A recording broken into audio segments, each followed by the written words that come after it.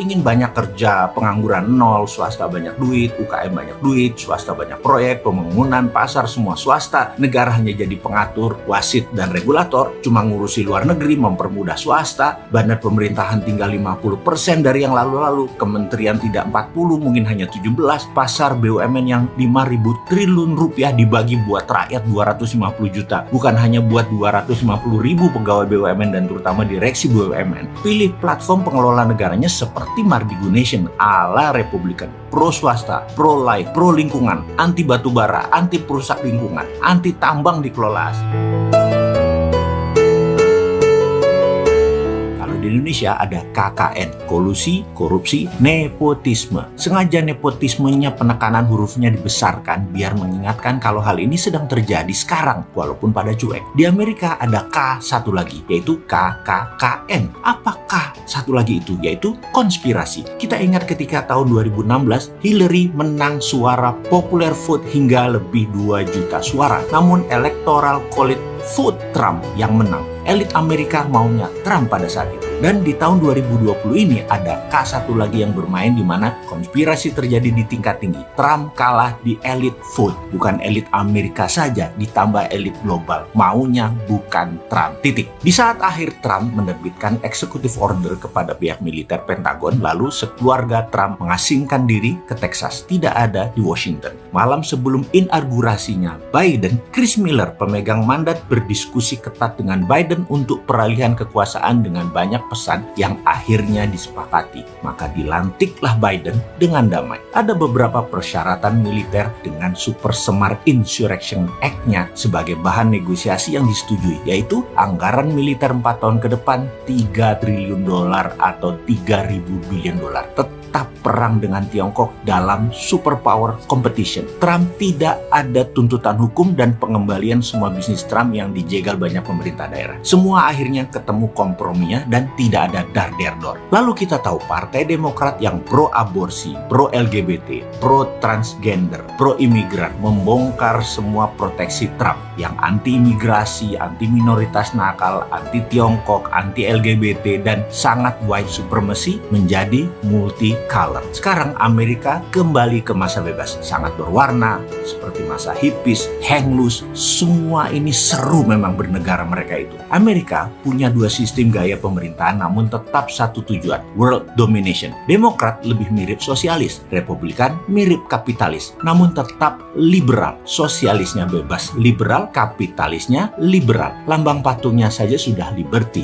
Liberal itu memang platform bernegara Amerika. Sementara kalau Demokrat mirip pemerintahan Indonesia yang sudah 7 presiden hingga saat ini. Kalau Mardigu Nation mirip Republikan, swasta yang kuat, tetapi bukan swasta elitis ala Republikan Amerika, tapi swasta UKM yang kuat model Taiwan atau Jepang. Amerika tuh memilih presiden dari 2 partai Republik atau Demokrat adalah mereka bukan saja memilih orangnya, tapi juga memilih platform bernegara ke depannya. Misalnya, 4 tahun ke depan mereka setuju Demokrat yang menang dan kelola negaranya. COVID lebih pas ditangani negara, lebih pas ditangani Demokrat. Kalau cara Republikan ditangani swasta. Perang dagang dengan Tiongkok 4 tahun menguntungkan Amerika 4 tahun yang lalu dengan strateginya Trump. Kalau dulu Hillary yang menang, perang sama Tiongkok 4 tahun kemudian Amerika saat ini rata tanah. Sudah dicaplok Amerika sama Tiongkok dan globalis. Dengan adanya Trump ganjel 4 tahun, nasionalisme Amerika naik. Tetapi tetap perang lawan Rusia dan Tiongkok untuk common enemy mereka. Dan ini military industrial kompleksnya bisa jalan seperti kompromi dengan Chris Miller, wakil Pentagon kemarin. Urusan luar negeri CIA bukan Pentagon. Ini lain lagi strateginya. Siapa saja presidennya, operasi CIA lebih jalan di luar negeri kalau Demokrat berkuasa. Demokrat selalu pakai CIA alias perang shadow. Kalau Republik perangnya bedil-bedilan. Mau zaman FDR, Lincoln, Bush, Reagan, bedil yang keluarnya. Tapi penyebab perangnya semua partai Demokrat. Jadi Republikan negaranya pasti jadi kaya karena ekonominya tumbuh. Demokrat buang-buang uang yang dibuat partai Republik. Itu biasa, itu sejarah lama Amerika. Namun ada juga di zaman Demokrat ekonominya membaik, yaitu zaman Clinton. Bikin uangnya bagus. Zaman Obama belangsak Demokrat. Namun zaman Clinton, ASEAN Indonesia disikat hitman sampai lepas Timur dan rupiah terjun bebas dari 2.500 ke 14.000. Sampai sekarang rupiah belum pernah kuat lagi. Jadi, Mardigunation ini antitesa 7 bentuk pemerintahan Indonesia sebelumnya. 7 pemerintahan sebelumnya mirip Partai Demokrat Amerika, sosialis, liberal. Suatu hari Indonesia akan punya platform penyeimbang. Swasta, bottom of pyramid, aliran politiknya patriotik nasionalis, aliran ekonominya kapitalis wong cilik. Wong cilik pegang kapital, ekonomi penguasa pasar. Masa kita milih presiden namun siapa aja presidennya platformnya sama, ikut IMF lah, BUMN sebagai agen perubahan lah, itu kuno. Ganti ke depannya. Dengan bergantian, punya 2 platform berbeda gaya namun tetap satu tujuan. Indonesia World Champion. Indonesia setiap 5 atau 10 tahun sekali pasti menjadi negara pemenang karena masyarakat ke depan tahu mana yang dibutuhkan untuk hajat hidup bangsa dan negara ke depannya. Misalnya, suatu masa rakyat merasa lagi perlu banyak bantuan pemerintah seperti kesehatan, subsidi, sekolah murah, pangan. Semua pemerintah siapkan, rakyat hanya maunya diam-diam baik. Maka pilih seperti presiden 7 yang kemarin selama ini. Pilih yang sosialis elitis seperti 7 presiden kemarin. Kalau ingin banyak kerja, pengangguran nol, swasta banyak duit, UKM banyak duit, swasta banyak proyek, pembangunan, pasar semua swasta, negara hanya jadi pengatur, wasit, dan regulator, cuma ngurusi luar negeri, mempermudah swasta, bandar pemerintahan tinggal 50% dari yang lalu-lalu, kementerian tidak 40, mungkin hanya 17, pasar BUMN yang 5.000 triliun rupiah dibagi buat rakyat 250 juta, bukan hanya buat 250.000 pegawai BUMN dan terutama direksi BUMN. Pilih platform pengelola negaranya seperti Mardigunation ala Republikan, pro swasta, pro life, pro lingkungan, anti batubara, anti perusak lingkungan, anti tambang dikelola asing. Jadi sahabat, suatu saat rakyat sadar, seperti sadarnya bernegara rakyat Amerika yang sudah hampir 250 tahun merdeka, bahwa penentu masa depan mereka bukan hanya di manusianya, who run the show, tapi platform bernegaranya harus jelas. Kita Mardigunation menawarkan beda dengan 7 presiden yang lalu. Untuk anak muda new mind, pilih masa depan mereka ke depan. Perlu yang seperti apa? Indonesia harus membantu produk anak bangsa untuk berdaulat ini kalau mengerti cara bernegara dan pejabatnya ingin Indonesia berdaulat. Bukan hanya memanfaatkan peluang oportunis yang pragmatis ikut-ikutan arus negara lain. Kita harus punya Google-nya Indonesia, WA-nya Indonesia. Seperti Turki saat ini yang lakukan, seperti Elon Musk dengan kampanye anti Facebook, anti WA yang menjual data. Karena apa-apa yang gratis, Anda adalah produknya. Capek nggak Anda jadi produk? Makanya jangan pakai produk yang menjual data. Elon Musk menyarankan pindah ke Signal. Namun, Erdogan menyarankan pakai produk dalam negeri Turki. Ini keren. Lalu Erdogan memerintahkan rakyatnya memakai BIP. Indonesia bagaimana? Pemerintah sarankan rakyat. Pemerintah lakukan seperti apa yang Tiongkok lakukan, seperti list di bawah ini. Baidu, Google-nya Cina. Alibaba, Amazon-nya Cina.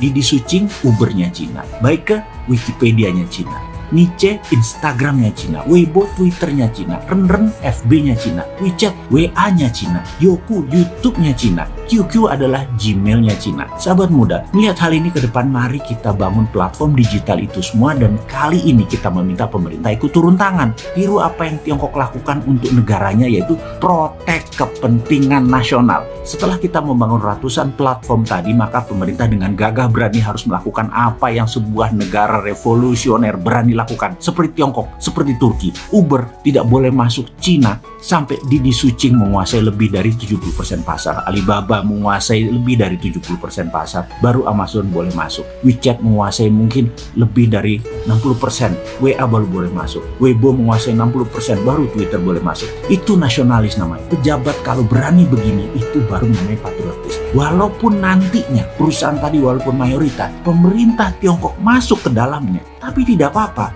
Mereka tetap nasionalis dan kalian sahabat muda harus bisa membangun platform ini semua sehingga pemerintah melakukan tindakan proteksi tadi. Kalian sudah siap. Sekali lagi saya ingatkan, 3 tahun ke depan adalah masa yang sangat cepat dan kita semua tahu dalam waktu 3-6 bulan ini saja kalian bisa membangun semua platform tersebut. Kemudian di semester kedua tahun ini, di tahun 2021 ini, mulailah jalankan platform-platform tadi. Sehingga cara sederhana bisa kita kalkulasi di tahun 2022 besok. Ketika mungkin 50% 5G sudah menjadi platform komunikasi, ditambah aplikasi sosmed yang beragam tadi sudah milik bangsa, Indonesia sudah menjadi negara digital. Inilah new normal. Itulah tatanan dunia baru di tahun ke depan, di tahun 2021-2022. Digital world, dunia digital. Kita siap dengan digital ekonomi kita, dengan digital livingnya sekaligus. Tinggal satu langkah lagi. Bagi kalian generasi milenial dan generasi Z, di tahun 2023 mulailah bersiap-siap masuk era baru, yaitu digital politik. Disinilah saya pribadi dan beberapa sahabat saya yang usia udah di atas 50-an ingin menitipkan pesan. Wahai kalian,